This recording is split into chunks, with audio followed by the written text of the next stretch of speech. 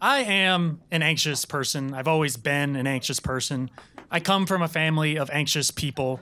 They raised me to be anxious. If our family had a motto, it would be something along the lines of, stay inside, shut the doors, lock the windows, there's nothing for you out there.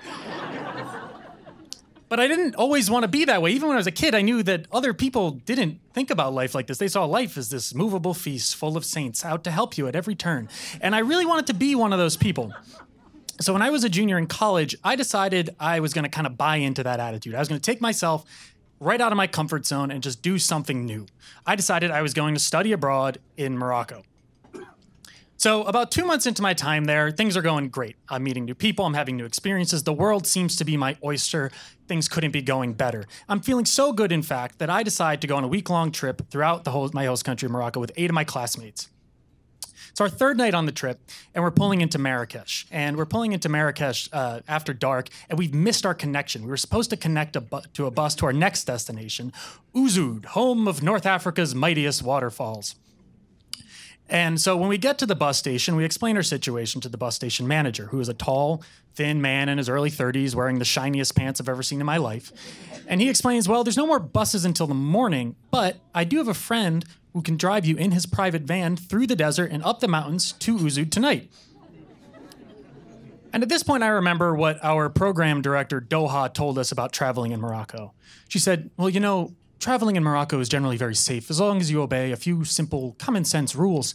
For example, do not travel alone in private vans at night through the desert and up the mountains. But then I also remember that warnings like that are for worrywarts like the old me. This is the new me. Things like that don't happen. I'm just being nervous. It's okay. And apparently the rest of the group that I'm with agrees, and we decide to take the bus station manager up on his offer. About 30 minutes later, a van shows up that can best be described as murdery. It's this old white van. It's unmarked. It's got tinted windows. It's like kind of cliche, honestly. And out of the van stumbles this kind of portly guy in his early 40s, mid 50s, and he kind of he's wearing flip-flops, so he kind of shuffles over to meet us. And he introduces himself as Eunice. And he didn't speak any English, just French and Arabic. And he's got this really awful wheeze of a laugh. It's very unsettling. But no matter, we get in the van and we agree to go. So we get in the van, and in the front seat is Eunice. He's driving. To his right is my good friend, Joanna. She's sitting in that middle seat that cars don't even have anymore. And then I'm sitting to her right up against the window. And Joanna's the only one among us who has any real language skills. She's the only one who can really talk to Eunice. And as we're driving along, it's this dark, unlit road. There's nothing in between these two places.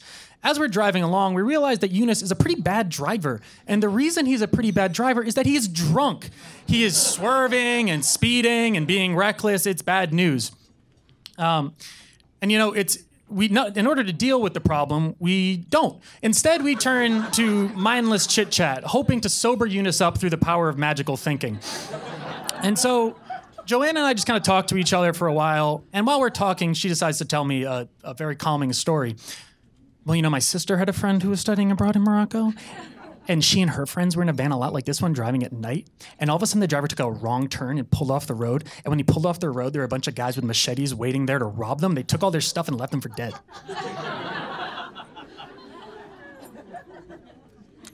Thank you, Joanna. What a calming story. But we are ripped from our conversation when Eunice decides to treat a traffic circle like it's an intersection and just throws right through a stop sign. It's like one of those traffic circles, kind of like DuPont, where there's an island in the middle. So he drives right through it and kind of ramps the van up and then comes down hard. And everyone is fine. We're all okay. The van didn't break somehow. But this is enough is enough. So Joanna finally confronts Eunice about his driving. And when she does, Eunice says, well, I promise to drive safer if you guys pay all of the money now rather than we get there. Yeah. So this was not going to fly. So I say, well, okay, let's negotiate. Let's pay half now, half when we get there. And Eunice kind of bristles at this and he asks, well, why should we do that? And Joanna goes, it's an American tradition. And Eunice, for all of his faults, apparently has a deep reverence for foreign cultures and takes the offer on. So we continue on the drive, and about 45 minutes later, Eunice gets a phone call. So it's all in French, so I don't really know what's happening, but I can see that as he's talking, Joanna's face starts to look very worried. And so I said, what's he saying, Joanna? What's he saying? He's saying, well, I've got 9 of them. And all of their bags. Yeah, I'll bring them to you. No, they don't really know where we're going. Nathan, I think something is wrong. Yeah, I think something is wrong too. My heart starts pounding, and he keeps talking. So I beg Joanna, what's happening? Translate. And she says, he's saying, yeah, be ready when we get there because we have to take them fast. Oh my God, stop the van.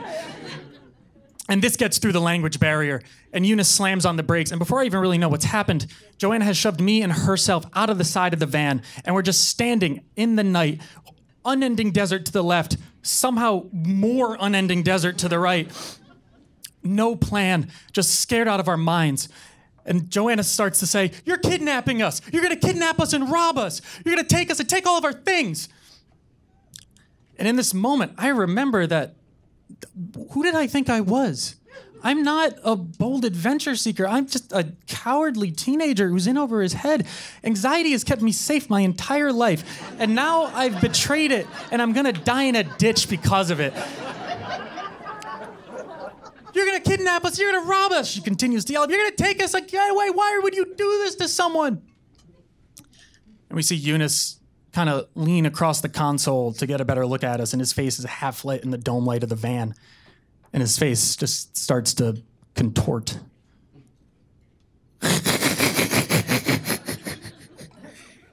He laughs so hard he doubles over in his seat. And wondering what about us uncovering his master plan is so funny, I asked Joanna to talk to him, and she talks with him, and she says, well, he was calling the hotel. They wanted to know how many of us there were and when we'd be getting there. This makes more sense. So we kind of hang our heads, we get back in the van, and we continue the drive, and when we get safely to our destination, we pay Eunice the second half of the money, which, as you all know, is tradition. Thank you.